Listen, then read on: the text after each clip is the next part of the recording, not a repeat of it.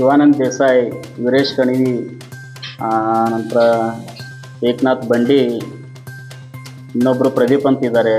ಹೀಗೆ ಸುಮಾರು ಜನ, ಸಾಕಷ್ಟು ಜನ. ಅವ್ರು ಲಿಸ್ಟ್ ಕೊಟ್ಬಿಟ್ರೆ ಅದು ಏನನ್ನೋದು ಅವ್ರದ್ದು ಪೂರ್ತಿ ಬಂಡವಾಳಲ್ಲೆಲ್ಲ ಹೊರಗೆ ಬಿದ್ದುಬಿಡುತ್ತೆ. ಸಸ್ಪೆಂಡ್ನಲ್ಲಿಟ್ಟು ಅವ್ರಿಗೆ ತನಿಖೆ ಮಾಡ್ಬೇಕು ಅವ್ರ ಮೇಲೆ ಅಂತ ನಾ ಈ ಮೂಲಕ ಒತ್ತಾಯ ಮಾಡ್ತೇವೆ. ಶೌಕತ್ ಕಾತರ್ಕಿ ಹಾಗೂ ಯಾಸೀನ್ ಸಾಬ್ ಬೋದ್ಲೆ ಖಾನ್ ಇವರ ಸಾರಥ್ಯದಲ್ಲಿ ಕರುನಾಡ ಘರ್ಜನೆ ನ್ಯೂಸ್. ಕೆಎಚ್ ಪಾಟೀಲ್ ವೈದ್ಯಕೀಯ ವಿಜ್ಞಾನಗಳ ಸಂಸ್ಥೆಯಲ್ಲಿ ಅಕ್ರಮ ನೇಮಕಾತಿ ಸಮಗ್ರ ತನಿಖೆಗೆ ಅಂಬೇಡ್ಕರ್ ದಲಿತ ಸಂಘರ್ಷ ಸಮಿತಿ ಆಗ್ರಹ. ಗದಗ ನಗರದ ಕೆಎಚ್ ಪಾಟೀಲ್ ವೈದ್ಯಕೀಯ ವಿಜ್ಞಾನಗಳ ಸಂಸ್ಥೆಯಲ್ಲಿ ನಡೆದಿರುವ ಹಾಗೂ ಪ್ರಸ್ತುತ ನಡೆಯುತ್ತಿರುವ ಅಕ್ರಮ ನೇಮಕಾತಿಗಳನ್ನು ತೀವ್ರವಾಗಿ ಖಂಡಿಸುವುದಾಗಿ ಅಂಬೇಡ್ಕರ್ ದಲಿತ ಸಂಘರ್ಷ ಸಮಿತಿ ಗದಗ ಜಿಲ್ಲಾ ಅಧ್ಯಕ್ಷ ಶಿವಾನಂದ ತಮ್ಮನ್ನವರ್ ತಿಳಿಸಿದ್ದಾರೆ.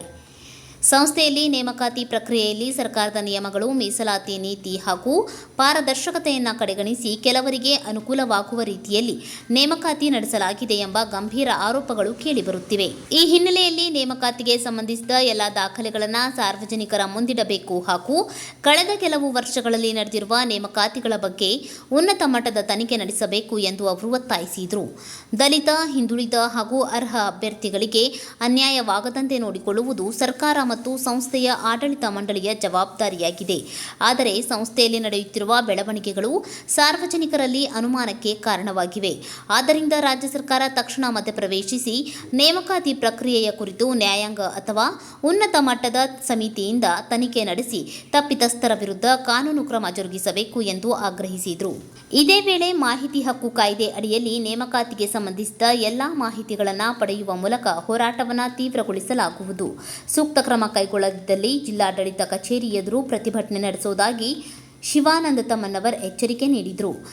ಈ ಪ್ರಕರಣವನ್ನು ಸರ್ಕಾರ ಗಂಭೀರವಾಗಿ ಪರಿಗಣಿಸಿ ಅರ್ಹ ಅಭ್ಯರ್ಥಿಗಳಿಗೆ ನ್ಯಾಯ ದೊರಕಿಸುವ ನಿಟ್ಟಿನಲ್ಲಿ ಶೀಘ್ರ ಕ್ರಮ ಕೈಗೊಳ್ಳಬೇಕು ಎಂದು ಅಂಬೇಡ್ಕರ್ ದಲಿತ ಸಂಘರ್ಷ ಸಮಿತಿ ಗದಗ ಜಿಲ್ಲಾ ಘಟಕದ ಶಿವಾನಂದ ತಮ್ಮನ್ನವರ್ ಆಗ್ರಹಿಸಿದರು. ಮುಗಿಸ್ಕೊಂಡು ಆ ತನಿಖಾ ರಿಪೋರ್ಟ್ನ ಅವರು ವರದಿನ ಅಲ್ಲೇ ರೆಡಿ ಮಾಡಿಕೊಂಡು ಸರ್ಕಾರಕ್ಕೆ ಕಳಿಸ್ಬೇಕಾಗಿತ್ತು. ಪುನಃ ಮತ್ತೇನು ಮಾಡಿದರು, ತನಿಖಾ ತಂಡದವರು ಗದಗ ಜಿಮ್ಸ್ ಒಳಗೆ ಅದನ್ನು ತನಿಖೆ ರಿಪೋರ್ಟ್ನ ರೆಡಿ ಮಾಡಿಸಿ ಬರೀ ಸೈನ್ಗೆ ಮಾತ್ರ ರಾಯಚೂರಿಗೆ ತೊಗೊಂಡೋಗಿ ಅವ್ರ ಹತ್ರ ಲಂಚ ತೊಗೊಂಡು, ಈ ನಿರ್ದೇಶಕರ ಹತ್ರ ಲಂಚ ತೊಗೊಂಡು ಏನು ವರದಿನ ಸುಳ್ಳು ವರದಿ ರಿಪೋರ್ಟ್ ಹಾಕ್ಸಿಸಿ ಅದನ್ನು ಸರ್ಕಾರಕ್ಕೆ ಸಲ್ಲಿಸಿದ್ರು. ಅರ್ಜಿದಾರರಿಗೆ ಇವತ್ತುವರೆಗಾದರೂ ಅದು 1 ವರ್ಷ ಆಯ್ತು, ಇನ್ನೂವರೆಗೆ ಆದರೂ ಅದು ವರದಿ ಕೊಟ್ಟಿಲ್ಲ. ಯಾಕಂತಂದ್ರೆ ಕೆಲವೊಂದಿಷ್ಟು ಈ ಇಲಾಖೆ ಒಳಗೆ ಎಲ್ಲ ಅಧಿಕಾರಿಗಳು ಲಂಚ ಬಕಾಸೂರರು ಅದರಂತ ನಾವು ಆರೋಪ ಮಾಡೋಕ್ಕೆ ಇಷ್ಟಪಡ್ತೀವಿ.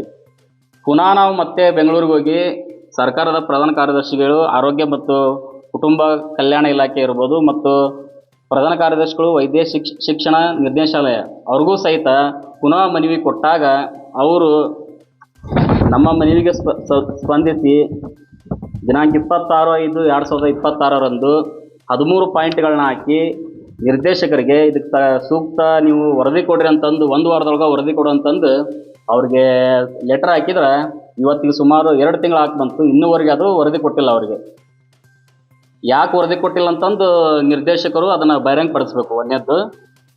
ಆನಂತರ ಅವ್ರು ಮಾಡಿರ್ತಕ್ಕಂಥ ಅಲ್ಲೇ ಮೆಡಿಸಿನ್ ಒಳಗಿರ್ಬೋದು ಅಥವಾ ಟೆಂಡ್ರ್ ಏನು ಕಾಲ್ಫಾರ್ಮ್ ಮಾಡ್ತಾರಲ್ಲ ಅದ್ರೊಳಗಿರ್ಬಾರ್ದು ಸಾಕಷ್ಟು ಭ್ರಷ್ಟಾಚಾರಗಳಿಗವು. ಅದಕ್ಕೆ ಸಂಬಂಧಪಟ್ಟಂಗೆ ನಾವು ಲೋಕಾಯುಕ್ತಕ್ಕೆ ದೂರನ್ನು ಕೊಟ್ಟಿದ್ದೀವಿ. ಇನ್ನೂ 2-3 ಪ್ರಕರಣಗಳು ಅವ್ರ ಮೇಲೇ ನಮ್ಮ ಸಂಘಟನೆ ವತಿಯಿಂದ ಪ್ರಕರಣಗಳು ಇನ್ನೂ ಚಾಲ್ತಿ ಹಂತದಲ್ಲಿವೆ. ಈಗೇನು ಮುಂದಿನ ತಿಂಗಳು ಆಗಸ್ಟ್ ತಿಂಗಳಲ್ಲಿ ಏನು ಲೋಕಾಯುಕ್ತರು ಗದಗ ಜಿಲ್ಲೆ ಪ್ರವಾಸ ಕೈಗೊಂಡಿದ್ದಾರೆ, ಉಪಲೋಕಾಯುಕ್ತರು. ಅಲ್ಲೂ ಸಹಿತ ಅವ್ರ ಮೇಲೆ ನಾವು ದೂರು ಕೊಡೋಕ್ಕೂ ಎಲ್ಲ ದಾಖಲಾತಿಗಳನ್ನು ತಗೊಂಡಿದ್ದೀವಿ.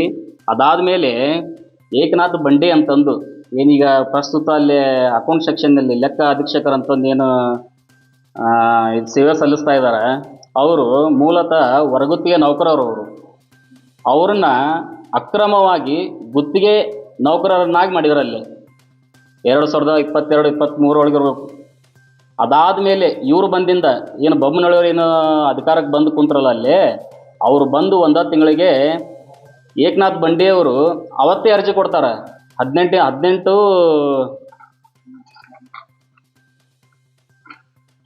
18/12/2023 ಒಂದು ಅರ್ಜಿ ಕೊಡ್ತಾರೆ ಡೈರೆಕ್ಟರ್ಗೆ, ನನ್ನ ಲೆಕ್ಕ ಅಧೀಕ್ಷಕರನ್ನಾಗಿ ಅಪಾಯಿಂಟ್ಮೆಂಟ್ ಮಾಡ್ರಿ ಅಂತಂದು. ಇವರು ನಿರ್ದೇಶಕರು ಯಾವುದೇ ಸರ್ಕಾರದ ಸುತ್ತೋಲೆಗಳ ಪ್ರಕಾರ ಆಗಲಾರ್ದೆ ಕಾನೂನು ಬಾಹಿರವಾಗಿ ಯಾವತ್ತು ಅರ್ಜಿ ಕೊಡ್ತಾರ ಅವತ್ತು ಅವ್ರನ್ನ ಅಪಾಯಿಂಟ್ಮೆಂಟ್ ಮಾಡ್ಕೊತಾರೆ ಲೆಕ್ಕ ಅಧೀಕ್ಷಕರಂತಂದು. ಒಬ್ಬ ಗುತ್ತಿಗೆ ನೌಕರನಿಗೆ ಲೆಕ್ಕ ಅಧೀಕ್ಷಕರಂತಂದು 48,000 ರೂಪಾಯಿ ಪೇಮೆಂಟ್ ಕೊಡ್ತಾರೆ ಇವರು. ಸುಮಾರು ಇದು 4 ವರ್ಷ ಆದ್ ನಡೆಯಕಂತ. ಲಕ್ಷಾಂತರ ರೂಪಾಯಿ ಇವತ್ತು ನಿರ್ದೇಶಕರ ಬಗ್ಗೆ ಹೇಳ್ಬೇಕಂತಂದ್ರೆ ಅವರು ಪ್ರಭಾರಿಯಾಗಿ ಅಧಿಕಾರ ವಹಿಸ್ಕೊಂಡವರು, ಅವ್ರದ್ದು ಅವಧಿ ಮುಗಿಯಕ್ಕೆ ಬಂದೈತಿ. ಆಲ್ರೆಡಿ 4 ವರ್ಷ ಆಯ್ತು, 3 ವರ್ಷಕ್ಕೆ ಮುಗಿಬೇಕಿತ್ತು. ಸರ್ಕಾರ ಇನ್ನೂ ಅವ್ರನ್ನ ಉಳಿಸ್ಕೊಂಡಿರೋದು ನೋಡಿದ್ರೆ ನಮ್ಗೆ ಯಾಕೋ ಸರ್ಕಾರದ ಮೇಲೆ ಅನುಮಾನ ಬರಾಕಂತೈತಿ. ಯಾಕಂತಂದ್ರೆ ಇಷ್ಟೊತ್ತಿಗೆ ಅವ್ರನ್ನ ಚೇಂಜ್ ಮಾಡಿ ನುರಿತ ಅಲ್ಲಿ ಒಬ್ಬ ಜಿಮ್ಸ್ ನಿರ್ದೇಶಕರನ್ನ ಕೂರಿಸ್ಬೇಕು, ಹಿರಿಯರನ್ನ. ಯಾಕಂತಂದ್ರೆ ಅರ್ಹತೆ ಇಲ್ಲಾರ್ದವ್ರನ್ನ ಕುಂದಿಸ್ಕೊಂಡ್ರೆ ಯಾವತ್ತಿದ್ರೂ ಅದು ಸಂಸ್ಥೆ ಉದ್ಧಾರ ಆಗಕ್ಕೆ ಸಾಧ್ಯನೇ ಇಲ್ಲ. ಇದು ಯಾರ್ದೋ ದುಡ್ಡು ಎಲ್ಲ ಮುಂದೆ ಜಾತ್ರೆ ಅಂತಾರಲ್ಲ, ಆ ಲೆಕ್ಕಕ್ಕೆ ಆಗ್ಬಿಟ್ಟೈತಿ. ನಿರ್ದೇಶಕರು ಬೇಕಾಬಿಟ್ಟಿಯಾಗಿ ಹೆಂಗ್ ಬರುತ್ತಂಗ ಮನಸ್ಸೋ ಇಚ್ಛೆಯಲ್ಲಿ ಅಕ್ರಮ ನೇಮಕಾತಿ ಮಾಡ್ಕೊಳಕಂತಾರ. ಈಗ ಇನ್ನು 3 ಜನ ಕ್ಲೇಮ್ ಎಕ್ಸಿಕ್ಯೂಟಿವ್ ಅಂತಂದು ಅದೇ ರೀತಿ ಅರ್ಜಿ ಕೊಡ್ತಾರ. 25,000 ರೂಪಾಯಿ ಪೇಮೆಂಟ್ ತಗೊಂತಾರೆ. ಅವ್ರು ಕೆಲಸ ಮಾಡೋದು ಡಾಟಾ ಎಂಟ್ರಿ ಆಪರೇಟರ್ ಅಂತ ಮಾಡ್ತಾರೆ. 12,000 ರೂಪಾಯಿ ಕೆಲಸ ಮಾಡ್ತಾರೆ. ಇದು ನಡೆಯಕ್ಕಂತೂ 8-10 ವರ್ಷ ಆಯ್ತು. ಇದನ್ನ ಯಾರೂ ಹೇಳೋರಿಲ್ಲ, ಕೇಳೋರಿಲ್ಲ. ನಾವು ಇದನ್ನ ಅವ್ರಿಗೆ ಸರಿಯಾಗಿ ಡಾಕ್ಯುಮೆಂಟ್ ಮುಖಾಂತರ ಬೆಂಗಳೂರಿಗೆ ತಲುಪಿಸಿದಾಗ ಅವಾಗ ತನಖಾ ತಂಡ ರಚನೆ ಮಾಡಿ ತನಿಖೆ ಮಾಡಕ್ಕೆ ಕಳಿಸಿದ್ರೆ ಇವ್ರು ಇವತ್ತಿನವ್ರಿಗಾದರೂ ವರದಿ ಕೊಟ್ಟಿಲ್ಲ ಬೆಂಗಳೂರಿಗೆ. ಯಾಕಂತಂದ್ರೆ ನಾವೆಲ್ಲಿ ಕೊಟ್ಟರೆ ಸಿಕ್ಕೊಂತೀವಿ ಅಂತ ಅನ್ನೋ ಕಾರಣಕ್ಕೆ ಇವತ್ತಿನವ್ರಿಗಾದರೂ ದಾಖಲಾತಿಗಳನ್ನ ಬೆಂಗಳೂರಿಗೆ ಮುಟ್ಟಿಸ್ತಾ ಇಲ್ಲ.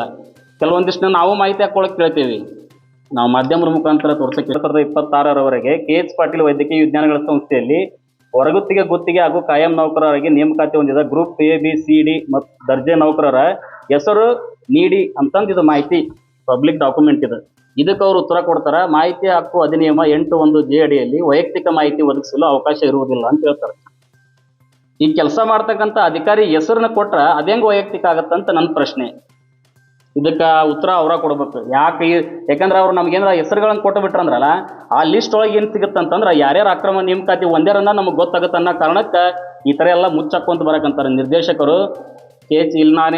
ಇಲ್ಲಿನ ಸ್ಥಳೀಯ ಶಾಸಕರಿಗೆ ನಾನು ಒತ್ತಾಯ ಮಾಡಕಂತೀನಿ, ತಮ್ಮ ತಂದೆಯವರು ಒಂದು ಒಳ್ಳೆಯ ರಾಜಕಾರಣಿಯಾಗಿ ಇಡೀ ರಾಜ್ಯದ ತುಂಬ ಅವರು ಒಳ್ಳೆಯ ಹೆಸರನ್ನ ಗಳಿಸ್ಕೊಂಡು ಹೋಗ್ಯಾರ. KG news Gadag.